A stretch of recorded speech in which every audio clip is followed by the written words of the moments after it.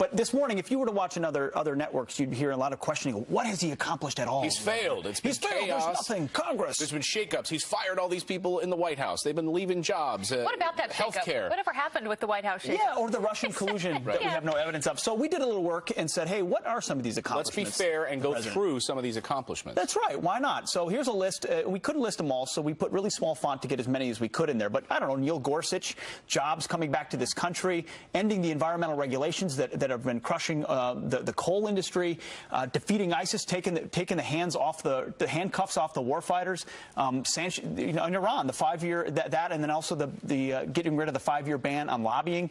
He's looking at the Iranian nuclear deal again, the tax reform plan, which some believe is one of the biggest in history, renegotiating NAFTA, reforming the VA, pushing education back to the states. All of these executive orders that unleash regulations, and then when you look at the border, we talked about it earlier with our own Charlie Hurt. 70% drop, and we haven't built an inch of Let's talk about the economy, because that's where a lot of people, I mean, hits families' wallets the most. That's where they care about the most, economic indicators. And the sky was going to fall, right? President Trump was going to get elected, the sky was going to fall, we were going to have all kinds of problems, and we saw what was going on in the stock market as a result of it. Now, can the president, as Mike Huckabee likes to say, presidents have very little to do with the economy. So in that first 100 days, can we heap praise on any one president for the way that the economy turns?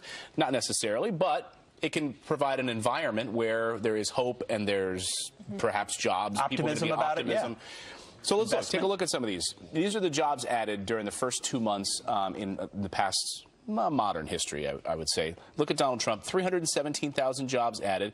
President Obama inherited that horrible economy, one of the worst economic collapses in U.S. history. But it's almost like they're talking about today back then. You know what I mean? Things seemed to be okay when Barack Obama came into office. The media was giving him the benefit of the doubt. They were like, you know what?